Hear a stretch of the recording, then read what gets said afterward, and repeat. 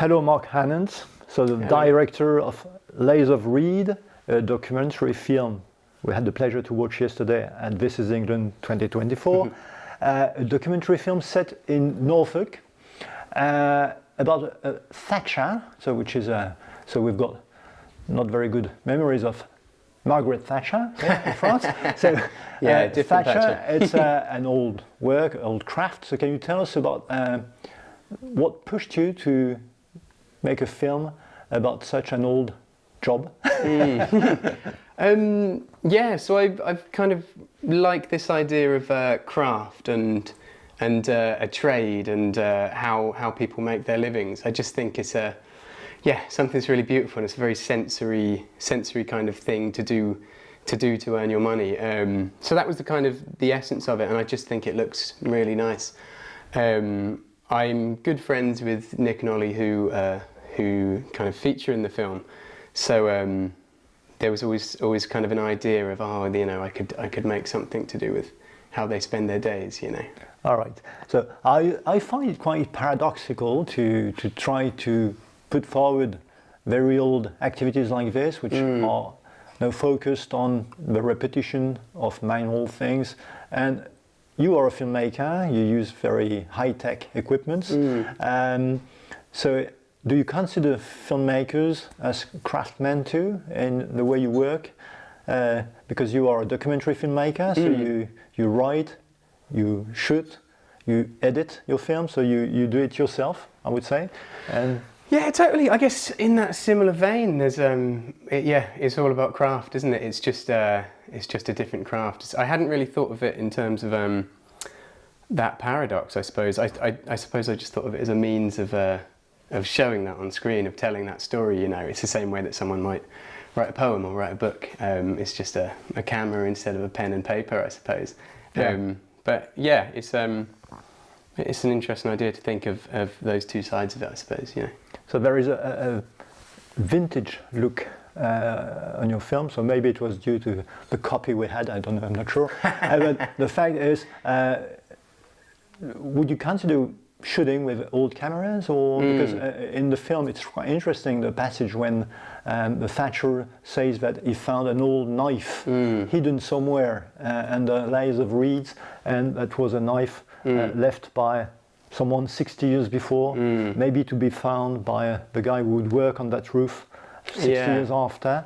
So this try of connection between the generations. I mean, we know that documentaries are at the source of British filmmaking. So do you feel connected to the guys who did the first documentary films in Britain, or? Well, yeah, interestingly, so I did try and give it kind of an aged look just in the colour grade. I shot it digitally because I didn't have budget to shoot film, etc. So I did shoot it digitally, but I did aim to grade it. So I gave it a kind of a lot of noise and gave it kind of these sort of pinky magenta tones, just to kind of make it feel like, almost that it was shot on kind of old film. But it's interesting you say that about old documentaries, because one kind of documentary that was always in my head making this film, it was an old film from 1969 called The Moon and the Sledgehammer. I don't know if you might have seen it, but I definitely recommend it.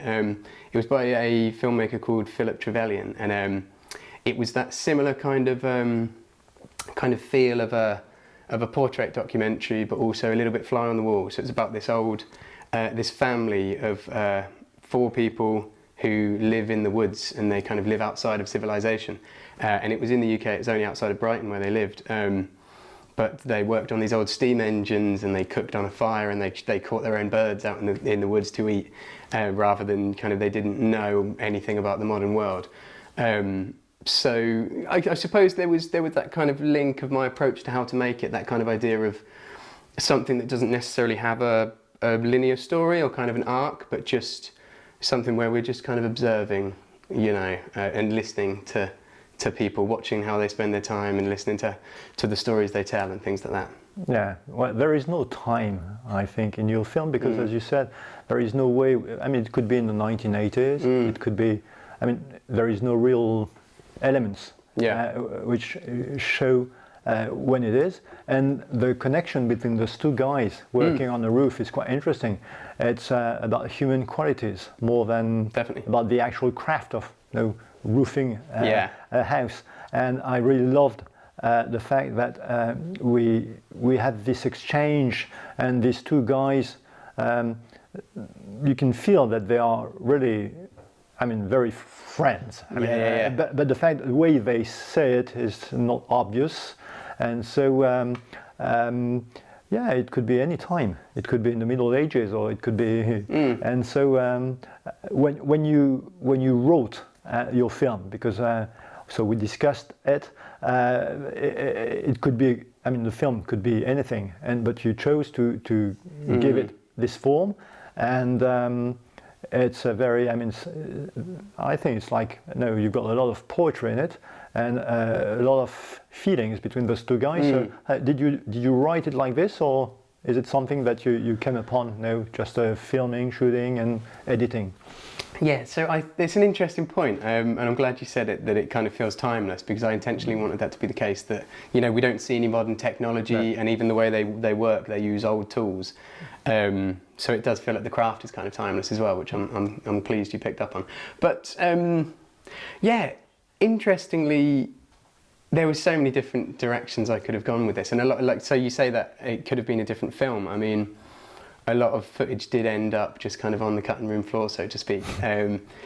So Nick, the first person we see in the film, he's been featured in the UK on a lot of TV shows. He's been on kind of Country File and things. I don't know if you know anything about that. But yeah, so a lot of shows that are very factual based. So he's quite used to being on TV and talking about thatching as a craft. Like, oh, this is how you thatch a roof, and this is the process, and this is the materials we use, which is obviously part of it, but I didn't want to kind of feature that stuff. So I wanted to focus a lot more on the kind of human side of the craft, so their friendship and their connection, and the reason why they do it, I suppose.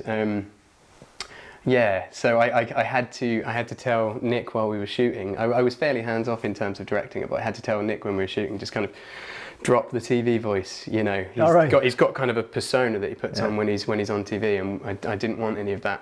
Interestingly, between the two characters, the direction it went was almost the opposite of what I expected after shooting it. I thought Nick would be the one to bring a lot of the emotion, and Ollie, the other guy who we end on telling his story, he was super nervous to be on camera. He was really, he wasn't very forthcoming, but interestingly, I kind of got the honesty from him. Whereas Nick kind of likes to focus more on the technical side of things. But yeah, I definitely wanted to focus on the kind of the human connection they have to the craft, rather than, this is kind of A to B of how to thatch a roof, if that makes sense. Sure. Yeah. Well, anyway, it's a real success. Thank you so much. I'm glad you think so. So, do you consider exploring other trades in the future, or have you already done things about different works that might be on the same? Yeah, so as a student I made a film about a dairy farmer. So I think that kind of idea of trade and again, like I said, how people make their kind of living and how they earn their money is really quite interesting. So yeah, I think there's other things I'd like to explore. My dad is a painter and decorator back home, and I've actually written a narrative short film about, inspired by him as a decorator at work.